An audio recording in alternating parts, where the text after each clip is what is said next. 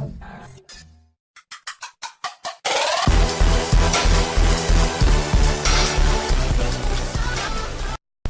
hello guys, I'm back and we're gonna play more Magic the Gathering. I realized that I've been boycotting Magic for a very long time, so yeah, I'm gonna show you guys some tips on how to build a Magic the Gathering deck. So yes, so my first tip is to consider what kind of deck you're planning to make. So it falls into two categories. First, are you gonna make a fast deck? A fast deck that owns early game, or do you want a deck that is not very good at early game but is a literal powerhouse at late game? So you have to consider a deck like that. So it only falls into two categories, and there are a lot of branches and something like that. But an example of a fast deck is this deck, my red green. I don't have any other decks, if you can see, but because I can make a lot of videos with this type of deck only. So yeah, well, let's stick to the topic. You want to, for example, make a deck like this. If you want to make a deck like this, you need creatures that, or you need cards that are very fast. You need creatures that are very fast, not just creatures but spells as well. So, and if you want a late game, you want to have a specific combo that you want to apply late game, or you have creatures or spells that can own late game, but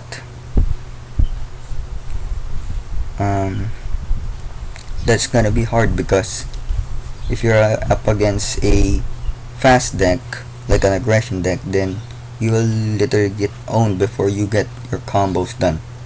So second tip I'm gonna show you is, consider the mana cost of your deck, of your cards. So a lot of you might know this. Actually, most of these tips are for beginners, but if you have played Magic the Gathering and maybe you haven't considered this deck, then you have to consider the mana costs of your creatures or spells. Saying that is, for example, you're planning to build a fast creature deck, so you have to have creatures that have very low mana cost because it's a fast deck, an aggro deck. For example, is Elvish Mystic. See, it only has one card, so once you put down a green land card, a forest, you can instantly summon it. Unlike if you're a fast deck, most of your creatures are like 3 to cast or more.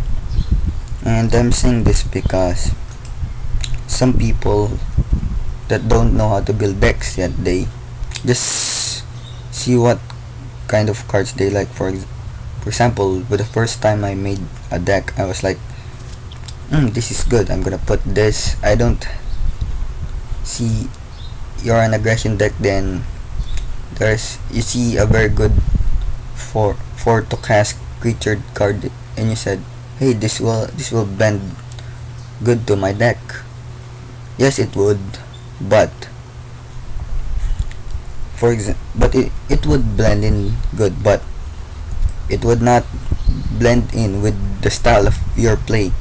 You want to have a fast creature deck, but you can't have a 4 to cast creature there. So that's what I'm trying to say. Unless you're trying to have a mana ramp just like what I'm playing, then you can consider it. But if it's just full of creatures, then that's absolutely nothing. That's not into consideration. And for example, and for very late game decks, it's okay to have big mana costs. And but for example, um, you like you saw a card that has low costs, then you say it will blend good to your deck. It's kind of okay. I don't For late game decks there are a lot of options, but you're actually sacrificing your late game potential for some small creatures. For example, you're planning to make a big late game creature deck using green colors, then for example, and then you apply Elvish Mystic. Then for those remaining cards, you will have Elvish Mystic, you will have a lot some early game potential, but it will reduce your late game potential quite a bit. So that's the second tip, and my last and final tip is to always adapt the situation of your deck. This is kind of hard for newer players to actually understand, but it's actually kind of easy. In order to adapt, for example, you have your fast aggression deck, and then you want you can already finish the game at early game. But for example, if you don't draw the right cards, or you don't draw enough mana or creatures, then what will happen to you late game? You'll get owned, for example. So for you have to compensate for that. For example, you have to compensate for that.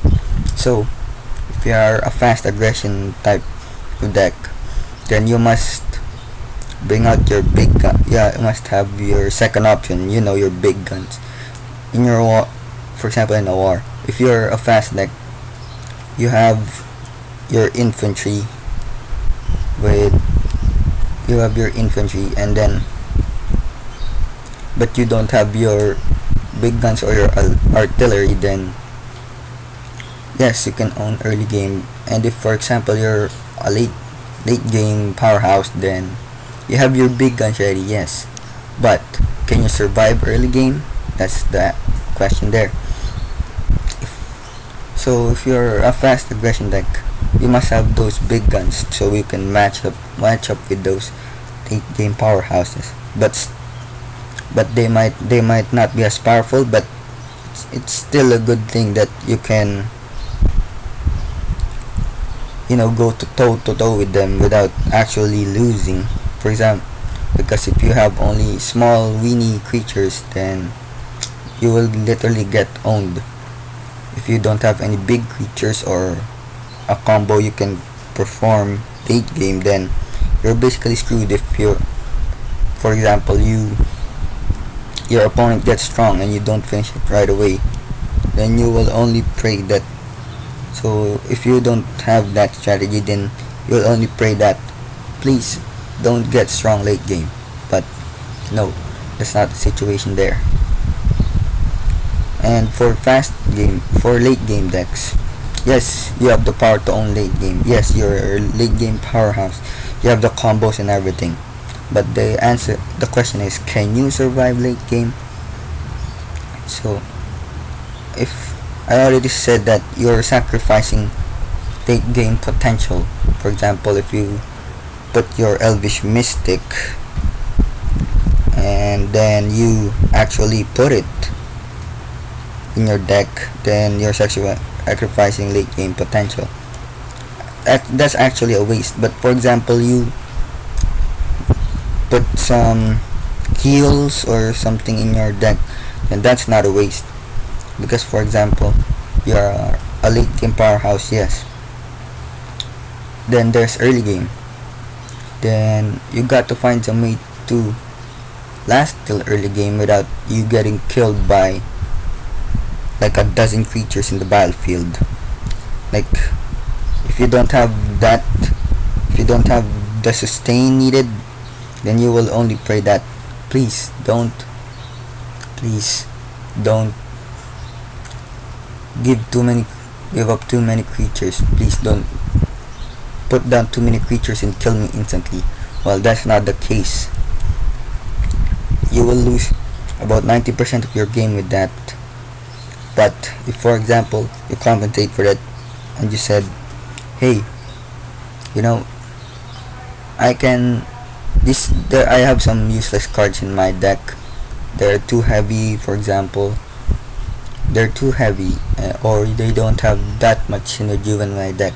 So I'm just gonna replace them with some sustain. For example, you can replace them for some life, so you can heal yourself, or you can put in some destroy cards, like for example magma jet or shredding winds for aerial creatures. Then you actually have the potential to, that's what you call controlling in Magic the Gathering. So you have to control the game to your flow. So for example, you have your for Izet, you have your Medium Mortars. I don't know if that's standard, but you have, for example, your Medium Mortars. Then that will entirely wipe out the weenie creatures of the fast game of the aggro deck. But it costs a lot of mana. So you have to have those small destroys, for example, so that you can actually own late game. So you can actually own, or not actually own, but still control early game to your favor. So if you did the right control, you minimized his creature pool, then you could actually control the flow of battle, and if it reaches late game, then that's where you shine. That's where you literally kill your opponents, and then it's game over. And another tip for fast decks is to never just stick with creatures. So you can, for example, you can add buffs to your creatures. For example, add 2/2 until the end of turn. It's only 2 to cast. Then why not? If you're an aggression deck, you have to put all your power into early game. You can either buff your creatures or have early game damage spells, anything to help you finish the game faster and not let your enemies go to late game. So that's basically it. That's my tips on how to build a Magic the Gathering deck. I'm gonna post more Magic the Gathering soon, and I'm gonna see you guys later. Peace.